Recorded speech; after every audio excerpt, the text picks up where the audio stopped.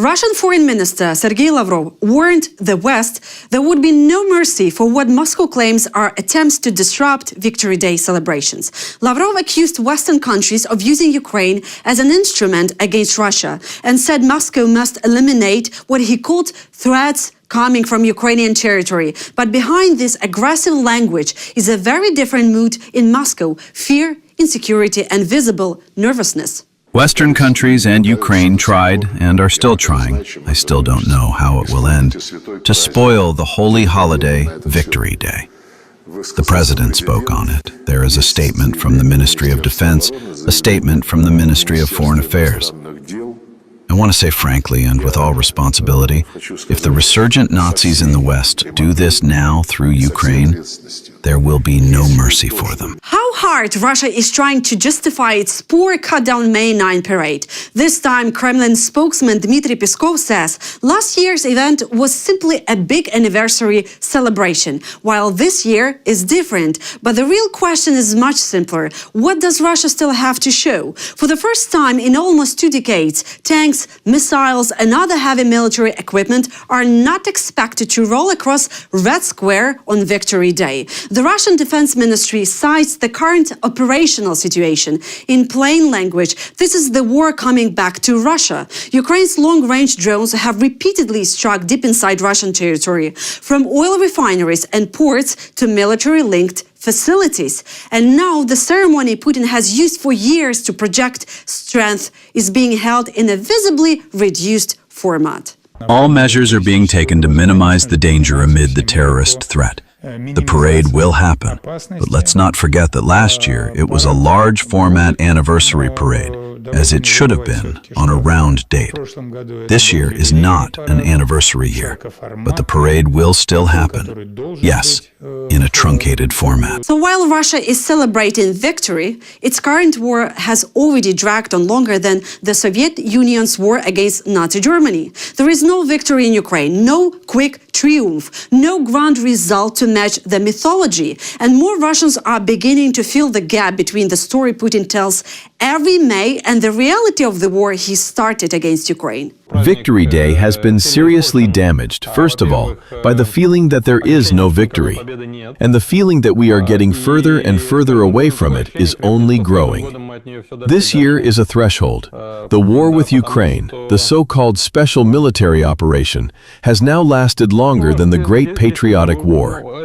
In this light, the contrast between the heroic deeds of the grandfathers, which are praised on May 9th, and what the current generation is showing becomes striking. The Kremlin is again trying to present Ukraine as the obstacle to peace. Russian presidential aide Yuri Ushakov said the Kyiv must take a key step to move the diplomatic process forward. According to him, this would first allow fighting to stop and only then open the way to a serious discussion of a long-term settlement. In other words, Moscow is once again demanding action from Ukraine while avoiding the obvious point that Russia started this war, continues to occupy Ukrainian territory, and keeps attacking Ukrainian cities.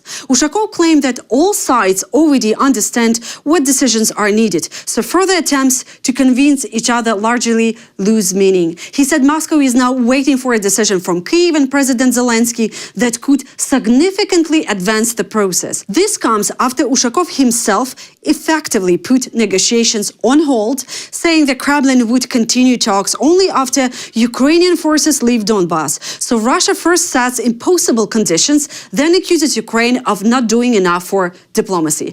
Zelensky earlier said that if Russia is truly ready for diplomacy, Ukraine would not object to moving talks to Azerbaijan, but the Kremlin said it had not agreed to that. At the same time, Russian Foreign Minister Sergei Lavrov claimed that resuming talks on Ukraine is not priority number one for Moscow. He said Russia is not forcing negotiations on anyone, although he does not object to continuing dialogue. For the first time, the Kremlin has revoked accreditation for foreign journalists ahead of the May 9 parade. According to the German outlet Der Spiegel, Moscow has cancelled access for a number of Western media. Journalists from Germany, France, Italy, Japan, and other countries are among those affected. The Kremlin explained the decision vaguely, saying the coverage format was changed because of the situation.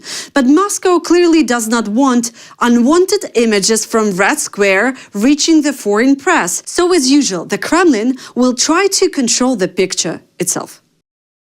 The format of coverage of the parade has been changed because of the situation. Therefore, foreign media that had already received accreditation will not be admitted.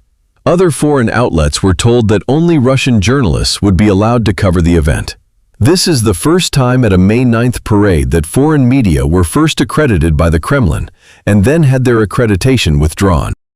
President Volodymyr Zelensky says there was not even an imitation of a ceasefire from the Russian side. According to him, overnight Russian forces continued attacking Ukrainian positions.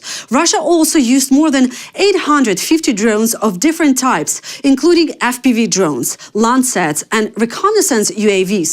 Strike drones were also used. Zelensky said this clearly shows that Moscow's so-called ceasefire exists only for propaganda. Everything clearly shows that there was not even an imitation of an attempt to cease fire on the front from the Russian side. Just as yesterday, Ukraine will act in kind today. We will defend our positions and the lives of our people. Russia must end its war, and everyone will really notice it when the movement toward peace begins. Dictator Vladimir Putin is slowly losing control over the system he created, and the signs are already visible inside Russia's own elite. This is the argument made in the article for The Economist, written anonymously by a former senior official in the Russian government. The author says Russia has entered a political dead end. Officials, regional governance, and business leaders are no longer speaking about the Kremlin's actions as something collective. Earlier, even if the war was reckless and disastrous, they still talked about it's our war, our policy, our problem. Now, more and more, they describe it as Putin's story, not theirs. This does not mean an open revolt is beginning. The Russian system is still held together by fear and repression, but it has lost something important: the ability to offer the elite and society a clear picture of the future. The article names several reasons for this decay: the failed war against Ukraine, the growing demand for rules among Russian elites, the loss of access to Western markets, Russia's identity crisis, and the collapse of the old social contract. For years, Russians accepted the deal: stay out of politics and the state will leave your private life alone. Now the state offers censorship, repression, and intrusion, while the money is also running out. The author compares Putin's position to Zugzwang in chess. Any move he makes only worsens his position. More repression may keep him in power for now. A new war may distract people for a time, but none of this can repair the broken link between power and the future. Last spring, it was still we and ours. Putin's war against Ukraine may have been reckless and unsuccessful, but it was still shared. We were inside it, and it would have been better for all of us if it ended sooner. Now they describe what is happening as his story, not ours. Not our project, not our agenda, not our war.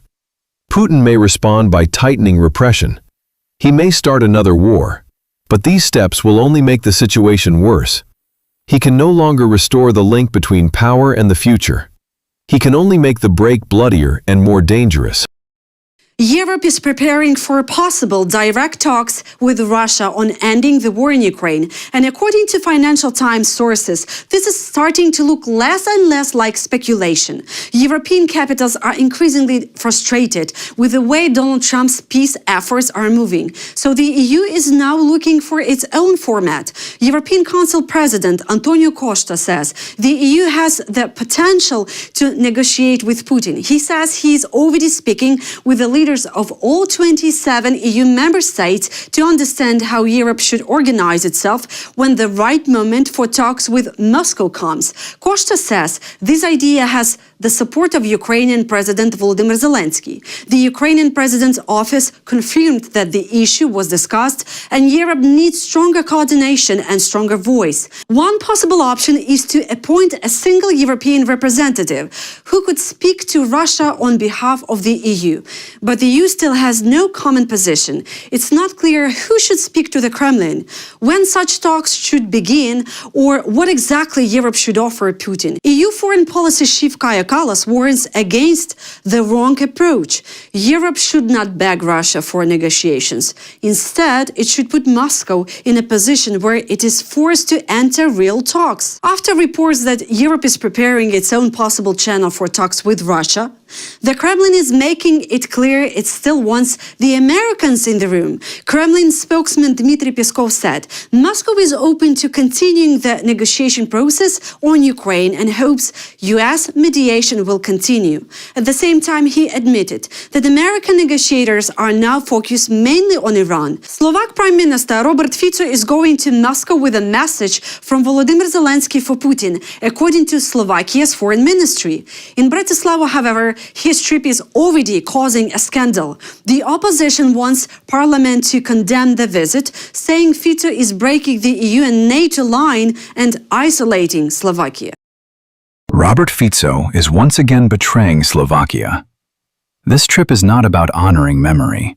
It is clear support for a regime that is waging a war of aggression against Ukraine and threatening the security of all Europe. It is a spit in the face of our allies. The mood in Russia is no longer victorious. Bloomberg writes that in the fifth year of the war, Russians are getting tired of the war, repression, drone attacks, economic pressure, and constant restrictions. And now some of that anger is starting to run against the Kremlin itself. According to a Russian state pollster, Putin's approval rating has dropped to 66%. Only 55% of Russians believe the country is moving in the right direction. For television, it's a heroic war, but in reality, it's pain and squalor, said Sergei, a 43-year-old former soldier who fought in Ukraine for 3 years before being demobilized due to injury, and now helps his brother run a small business struggling under this year's tax hikes.